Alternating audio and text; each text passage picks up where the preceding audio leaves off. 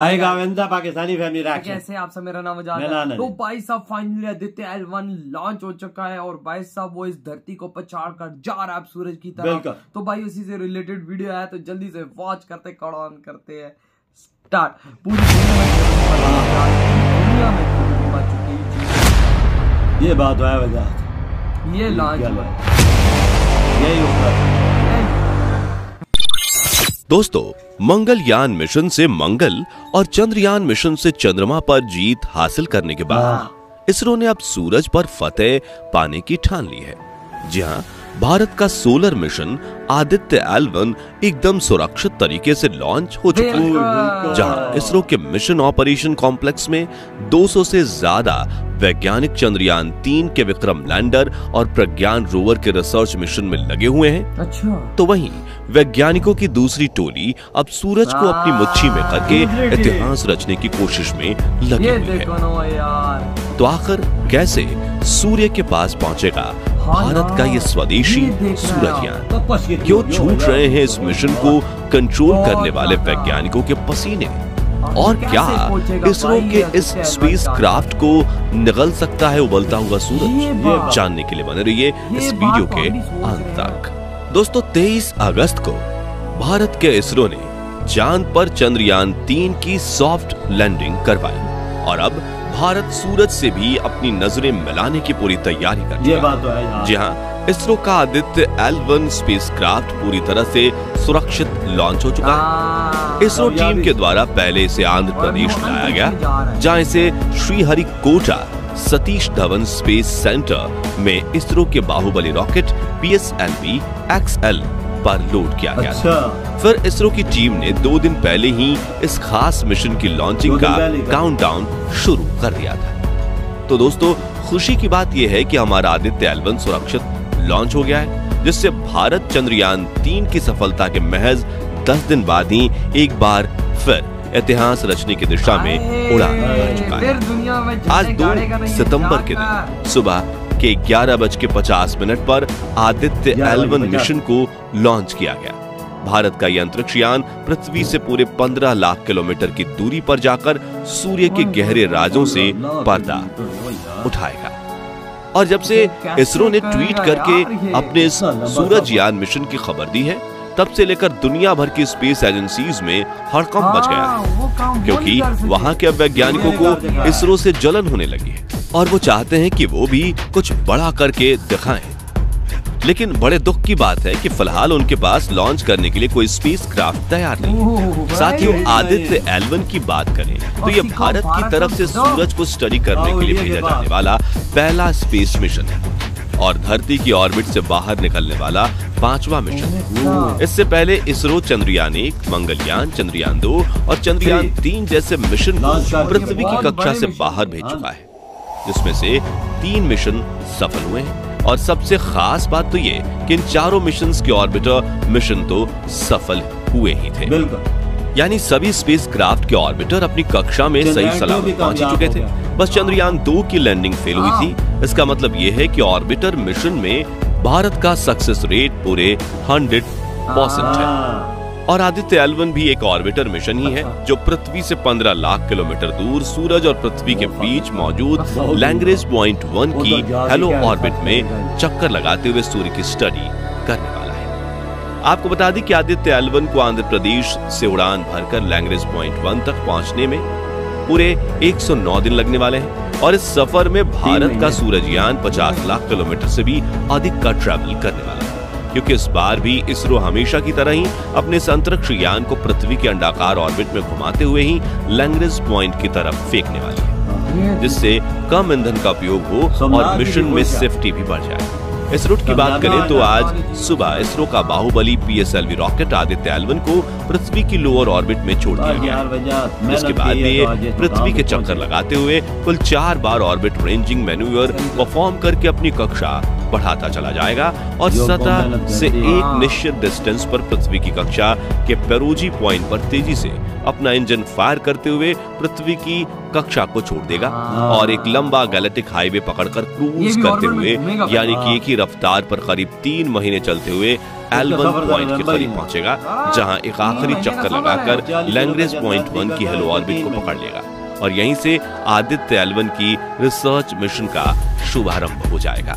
दोस्तों, hello orbit में पहुंचने के बाद आदित्य एल1 अपने सोलर पैनल्स और एंटेना को खोल देगा, जिसकी मदद से वो खुद को चार्ज करते हुए सूर्य की स्टडी करेगा और एंटेना की मदद से डेटा को डायरेक्ट इसरो के कमांड सेंटर पर भेज पाएगा, जिसके लिए ये अपने साथ एक नहीं बल्कि कुल 7 पेलोड्स ले जा रहा है। यानी अंतरिक्ष में ये इसरो का चलता फिरता रिसर्च सेंटर होगा, जो सौर मंडल के जन्मदाता सूर्य के ऐसे रहस्यों से पर्दा उठाएगा जो देख पूरी दुनिया में हड़कंप मचाएगा।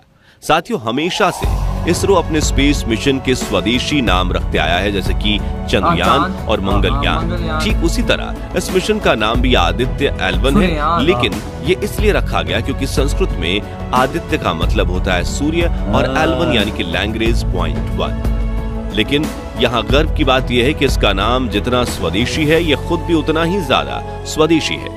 यानी कि आदित्य एल1 को इसरो ने पूरी तरह से इंडिया में ही डेवलप किया है और इसे बनाने में इसरो को पूरे 16 साल का समय लग चुका है। जी हाँ, पहले आदित्य पर सिर्फ एक पेलोड लगाकर पृथ्वी की निचली कक्षा में भेजा जाना था, लेकिन फिर इसरो के वैज्ञानिक और स्पेस इंस्टीट्यूट्स ने मिलकर इसे और अपग्रेड करना जारी रखा और आखिर में 7 पेलोड्स के साथ साथ 1400 किलो का यह अंतरिक्ष यान इतना शक्तिशाली और एडवांस बन गया कि इसरो ने इसे धरती से 15 लाख किलोमीटर दूर लैंग्रेज पॉइंट 1 पर भेजने का निर्णय ले लिया। अब आपके दिमाग में ये सवाल जरूर आ रहा होगा कि आखिर इसरो आदित्य एल1 को इसी पॉइंट पर भेज क्यों रहा है। तो आपको बता दें कि पृथ्वी और सूर्य के बीच अंतरिक्ष का ये बिंदु एक ऐसी जगह है जहां से आदित्य एल1 बिना किसी ग्रहण या छाया के 24 घंटे 365 दिन सूर्य पर नजर बनाए रखेगा।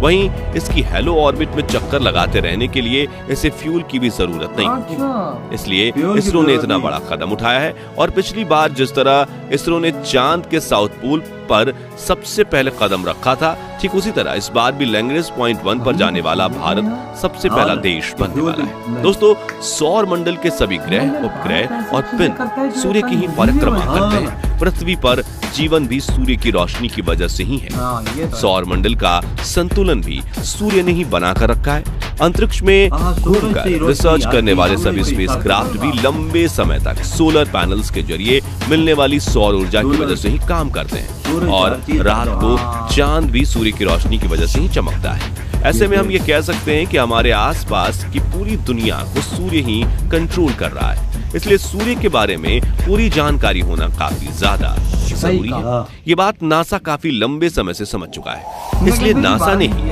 आज तक का सबसे ज्यादा सोलर मिशन भेजा है और अब इसरो ने भी पहल करते हुए सूर्य के रहस्यों से पर्दा उठाने के लिए आदित्य एल1 को लॉन्च कर दिया। साथियों, अगर आप ये सोच रहे हैं कि क्या सूरज अपनी गर्मी से आदित्य एल1 को जलाकर राख कर सकता है, तो आपको बता दें कि ऐसा कुछ नहीं होगा, क्योंकि पृथ्वी के एल1 पॉइंट की दूरी 1.5 मिलियन किलोमीटर है और वहीं पृथ्वी से सूर्य 151 मिलियन किलोमीटर दूर है। यानी कि इस मिशन में हम सूर्य के सिर्फ 1% पास जाने वाले हैं। हालांकि इसरो ने इस मिशन के लिए 5 सालों की अवधि निर्धारित की है, जिससे हमें हमारे इस अंतरिक्ष यान का सामना भयंकर सौर तूफानों से जरूर हो सकता है, क्योंकि अंतरिक्ष में कभी भी आ जाता है। आखिर में आदित्य एल1 के ऑब्जेक्टिव्स की बात करें तो सूर्य एक तारे के रूप में कैसा है वो स्टडी करेगा, सूर्य से निकलने वाले सौर तूफानों की तीव्रता पर रिसर्च करेगा, सूर्य के वातावरण की स्टडी करेगा और सूर्य से जुड़े इस तरह के कई रहस्यों से पर्दा उठाने की कोशिश करेगा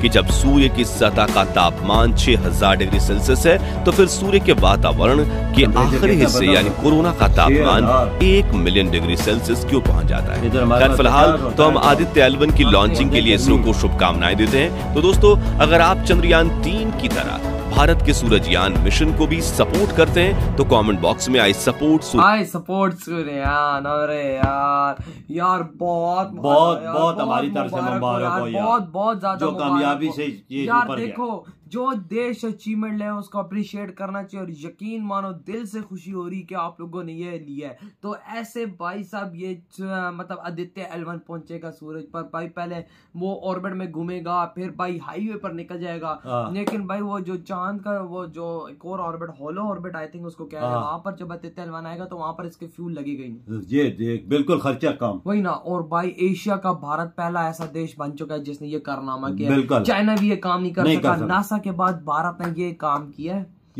309 दिन ये इसका मिशन है, 309 दिन बाद पहुंचेगा। हाँ, कितना बड़ा मिशन है। 309 दिन नहीं, तकरीबन 3 महीने तक। वही 309 3 महीने 109 दिन, 109 दिन तकरीबन, बिल्कुल 3.25 महीने बनते हैं तकरीबन आध मार कितने 15,000 किलोमीटर, 15 लाख किलोमीटर तकरीबन। भाई साहब मैं कहता हूँ कि टाइम से भी पहले पहुंच जाएगा, लेकिन 5 साल तक पूरे भारत को इंफॉर्मेशन देगा। और आज ये लॉन्च हो गया और भाई साहब मैं कहता हूँ बादलों को पछाड़ के अंतरिक्ष की तरफ, ऑर्बिट की तरफ इस टाइम वो निकल चुका होगा। अभी क्या पता उसने ऑर्बिट के अंदर चक्कर लगाना भी शुरू कर दिए होंगे।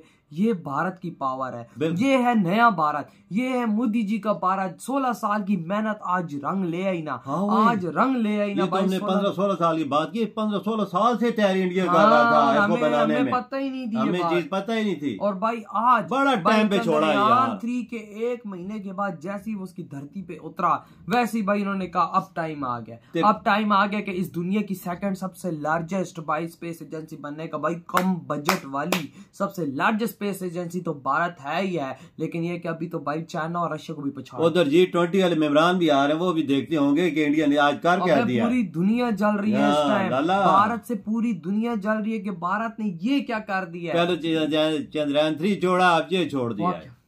देख लो आप, आज तभी तो दुनिया जल रही है। दुनिया भाई कह रही है कर कैसे दिया इन लोगों ने, क्या कर रहे हैं। 1 महीने के अंदर नासा ने भी आज तक इस तरह के 2 बड़े मिशन नहीं छोड़े जो आज भारत ने कर देखा है। ये आप लोग इस चीज के हकदार हो, आप लोग आज दुनिया में खड़े होके बोलो दुनिया के राजा हम लोग। तो इधर ही वीडियो खत्म करते।